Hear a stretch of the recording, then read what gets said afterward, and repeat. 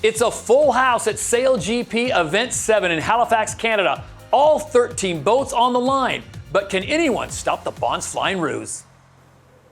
SailGP heads to the final stop of the Americas Tour, Halifax, Nova Scotia, where unforgiving waters, oh my word, shifting winds, but we've never seen that before, and razor-thin margins, he's cutting it close, leave no room for error. The Bonds Flying Ruse arrive in Halifax with momentum firmly on their side, leading the fleet as SailGP's most informed team. But the fleet is back to a full lineup. like a rocket. On home waters, Giles Scott's North Star Canada will be determined to spoil the party like he's done before. And it will be Giles Scott that claims the win. Welcome to SailGP. Welcome to the countdown as we get you ready for event number 7 of the 2026 season here in SailGP. I'm Todd Harris alongside former Emirates GBR athlete Hannah Diamond and Olympian Stevie Morrison. All right, guys, big headlines. All 13 boats are back. Manon Adonay's back as well. Hannah, we'll start with you. 13 boats on the line. It's going to be fun. Yeah, it's going to be incredible to have all 13 boats on the start line, and hopefully by the end of the weekend we'll still have 13 boats racing. But as we get to the tougher end of the season, the business end of the season, there's some teams who are really going to need to step up. So this weekend means different things for different teams, but they're all going to be gunning as hard as they can to get to the grand final. So, Stevie, 13 boats back. The big chase is on to get to Abu Dhabi, and now DS Team France gets another athlete back. Yeah, I mean, that race to Abu Dhabi is real, isn't it? If you're mid-table, and I think, right now, France are in that mix. They've not had a lot of luck this year, I'd argue. They've had some big incidents, and, I think Manon's a really integral part of the team. Like, she sort of bonds it all, and she's got those eyes out of the boat. They had Liv Mackay, fantastic standing, but it's not Manon, so brilliant for Manon, but I think for DS Automobile France, it's really, really good news because they've got to make something happen now. All right, we turn our attention to Canada, the host city, Halifax, the second time the league has been here. And we spoke to Canada's head coach, Joe Glanfield, and asked him what makes this race course so unique. Well, the race course is on quite a small stretch of water. We're very much surrounded by land. Most directions the wind will come, it will be coming off the land, which always makes it unstable. Big difference between the gusts and lulls, big difference between the shift range. Water's also still quite cold here, so I think that can have an impact on how the boat feels and how it feels to the sailors, certainly. And it seems like you've got a bit of momentum coming into this event after a great final in New York as well. How are you going to bring that here to Halifax as well? Yeah, we had a good event in New York. I think we're also sailing well in Bermuda. It's a really challenging fleet, really challenging to get that consistency. So, I never try and overread into a bad performance or a good performance, but other than looking into the processes that we followed, and that's really helpful coming into a home event. You've got the addition, as you mentioned, a home event, the addition of 12,000 fans lining the shore supporting your team. How do you turn that pressure into performance? Personally, I think it's very welcome. I think for any professional sports person, you want your sport to be meaningful, and you want it to be impactful. So I think it's a matter of sort of enjoying that and taking it as a privilege that actually there's people here that will be getting right behind the team, that will care about how we do, and so we've really got to embrace that and enjoy that. Our thanks to Alex Hoburn there with Joe Glanfield, head coach of North Star Canada. All right, Stevie, what was your takeaway from what Joe had to say? Well, it's going to be a tight little racetrack again. It's going to be quite shifty. So I think, we talked about Manon being back, I think it will be a big weekend for the strategists. It's going to be opportunities to we spend a lot of time talking about how manoeuvres cost you distance. Mm-hmm. But also, if you're doing a manoeuvre in the right place and you find a bit more breeze, hand or whatever, you've got a real opportunity to make quite a big difference. So I think strategists this weekend are going to have a big time on. Yeah, definitely. I think Joe kind of alluded to the fact that it's going to be really shifty, gusty. There's land surrounding quite a lot of the racetrack this weekend. But one of the things I thought was interesting that he said, we don't want to read too much into the good weekends, we don't want to read too much into the bad weekends. And I think Joe, as a coach, is super level. And you can see North Star Canada, they sail in kind of that consistent way, which hasn't necessarily paid off. But in some venues, just do the basics right. Don't make any massive mistakes, and that does pay dividends. So we'll have to see how that plays out this weekend. Yeah, and Joe was actually Hannah Mills's coach at the 2012 Olympics, so home Olympics. So I think of all the coaches, he's had that sort of hands-on experience at a home event. How do you maximise what the home crowd can do? Because last time we were in Halifax, I mean, well, you were there, Hannah, but the shoreline was just stacked. I mean, it's a beautiful racetrack in terms of the aesthetics around it. The fans can effectively pretty much touch the boats. Hopefully they weren't actually able to, but they're pretty close, you know, to it. And so I think you can hopefully maximise that energy.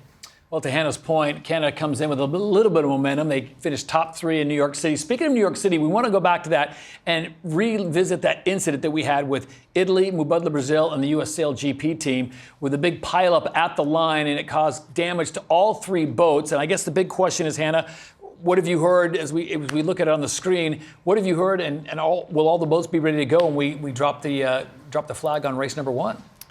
So we've got all 3 of these boats turned around and repaired, which is quite unbelievable, really, from the tech team with the amount of damage that was sustained. So an amazing effort from them to get everyone back on the start line. And I think, you know, lessons will have been learned in a number of different respects, and it will just be great to see everyone racing again, taking those lessons forward.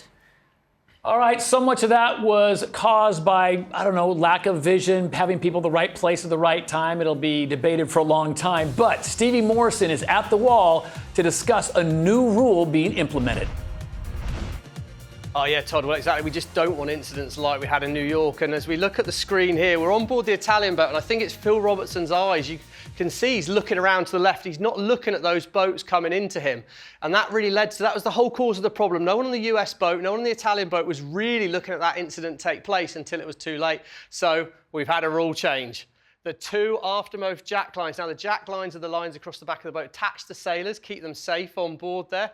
But the 2 crew members at the back, and it's not allowed to be the wing trimmer, must be attached to them. There's a little bit of grey in it.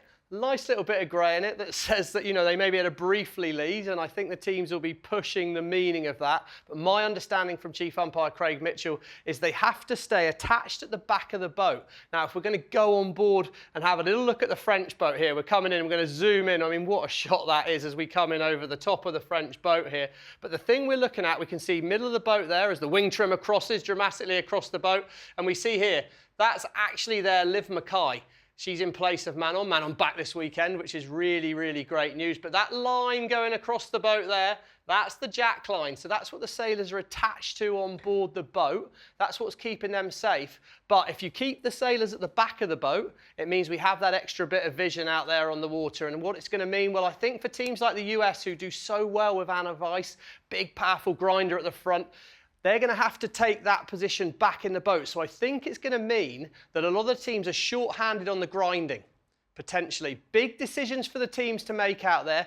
It's a much bigger change technically to the crews on the boat than it might sound on paper. However, I think absolutely essential that the league did something about this, because it was down to the teams optimising speed rather than eyes out the boat that led to that incident in New York. So big change. Going to be interesting to see how things play out. And yeah, lots of the teams to think about. All right, thank you very much, Stevie. Right now, we want to turn our attention to Halifax, Canada. That's where the 4th member of our broadcast team, Lisa Darmanin, the Olympic silver medalist, is standing by with the driver of the Black Foils, Pete Burling. Thanks, Todd. Well, I'm here with Peter Burling. Pete, it's great to have you guys back. You've been out on the water with your new boat. How special has the last couple of days been? Oh, it's been super special. Yeah, it's been obviously over 4 months since the team raced. A lot of things happened in that time. I suppose it's still a little strange to not have Louis here. He's still going on through his recovery, but yeah, progressing really well. But yeah, to have the new boat in the water, to be able to methodically work through the commissioning, and then to announce today that the team's now in new ownership is, you know, I think a combination of a whole heap of things coming together at once, but you know, really exciting for the group. Yeah, well, tell us about that new ownership. Has it been in the works for a while? How much is it a relief to be finally an owned team? Yeah, it's definitely been in the works for a while.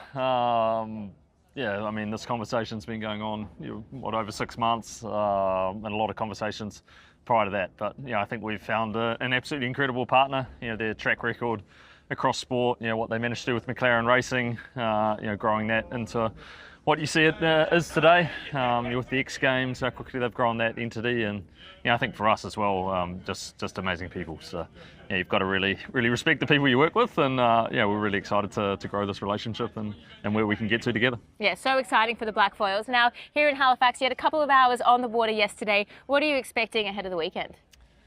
Well, we're under no illusions it's going to be hard.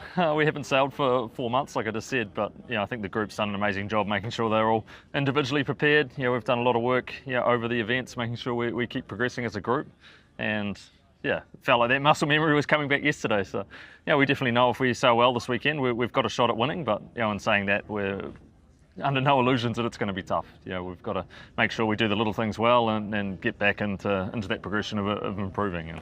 And we're super excited as a group by the challenge. Well, we're so excited to have you back. I hope you have a fantastic weekend racing, and good luck. Hey, thank you. Back to you guys in the studio. All right, thank you very much, Lisa. So the black foil's back on the line, Hannah Diamond. What are your expectations for them realistically this weekend in Halifax? Well, they're a super solid team and they are very, very experienced as a unit as well. So I think we'll see some glimmers of really, really good moments from them, but I do think there'll probably be a little bit of rust. So I expect them to get better throughout the weekend, but I don't think they're going to be near the back of the pack. Boat looks good. New ownership, Stevie, might be just the impetus they need to have a great showing this weekend. Yeah, I mean, I thought they looked pretty slippery in training yesterday. They had that time on the water. They're still out there all the time. Stuart Dodson's joined the team, stepping in for Louis. Obviously, wishes to Louis. But I've got I worked with Stuart in another sailing programme, and he's been on calls with the Kiwis at least once a week. They've been analysing how other teams do things, how they do things. So they have not been resting on their laurels at all. And I wouldn't be at all surprised if they're towards the point in the end when we get to the end of the weekend.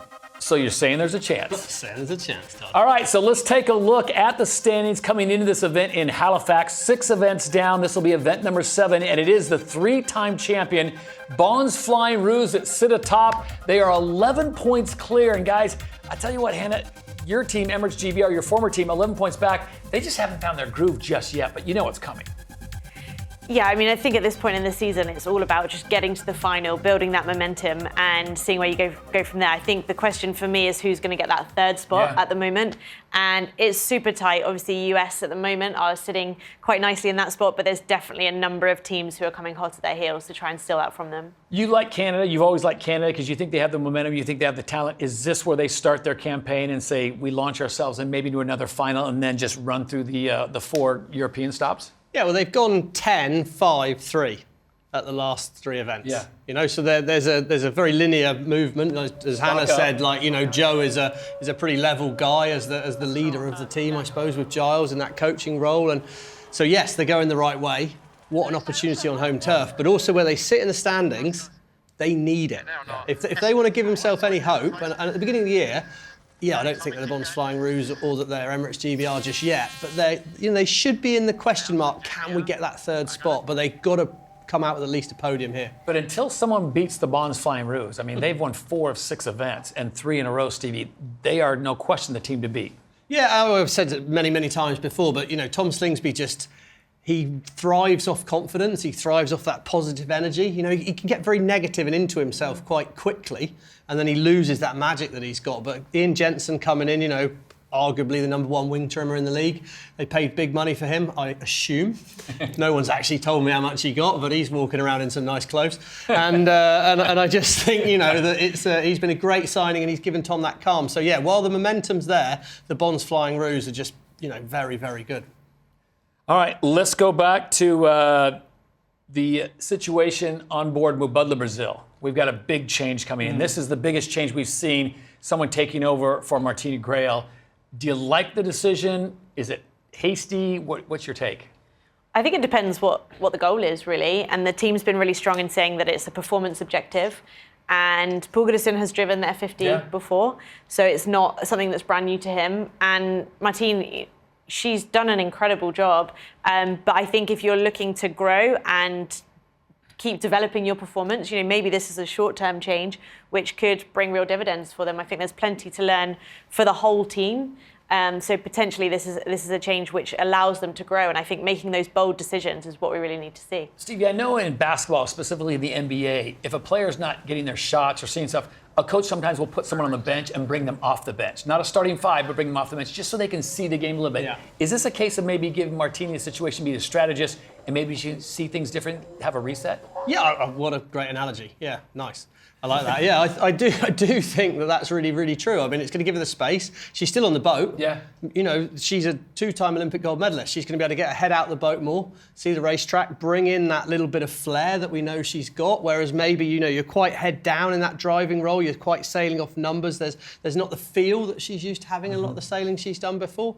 But yeah, I mean, you know, the reality, again, we talk about the sort of, you know, the linear but upwards progression of North Star Canada. Mubadala Brazil, it's a flat line, and it's not a great flat line. It's down towards the bottom at the moment. So they did need to make a change, in my opinion. I'm surprised it was as big and as bold as that, but they've still got all that talent on the boat. They're just sort of shaping it up a little bit, and yeah, it will give Martini a different look at things, and you know, I'm sure she'll only come back stronger. And before we say goodbye, we want to return to Halifax, Canada. That's where the fourth member of our team, Lisa Darmanin, is standing by. All right, LD. Time to put your money where the mouth is. Who do you like this weekend and why? Oh, it's going to be so gusty and challenging out here. It's hard to call. I mean, obviously, I can't go past the Bonds Flying Roos on a good streak. New Zealand, they came out firing on practice day, so I think that they might make that top three. And you know what? I've spent enough time in Halifax now. I'm going to go, let's go Canadians in the top three as well. So North Star rounding it out. All right, Hannah, you? Well, I think we shouldn't forget that Giles Scott was the winner of this event with Emirates GBR last time we were here. So I'm going to agree with Lisa, put them up there. I think Emirates GBR, they've been getting back to their old sort of winning, final-making ways. And then I think we should go with DS Automobiles France. They've got Manon back, and they've been really close a number of times. So I'd like to see them in the final. And finally, Stevie. Finally, Stevie. Well, what do I think? I think, yeah, I mean, as Lisa says, I think you're a mug to not sort of think the Bonds Flying Roos is going to be somewhere near the front end of things. Nathan Outridge, on board Artemis, they have overtaken this season 18 boats upwind, 48 places downwind, right? They're a machine. They're going fast around the course, but he can't start a lawnmower at the moment. So if Nathan Outridge has worked out how to get off the start line, Artemis will be right in the mix. But I'm going Blackfoil's back.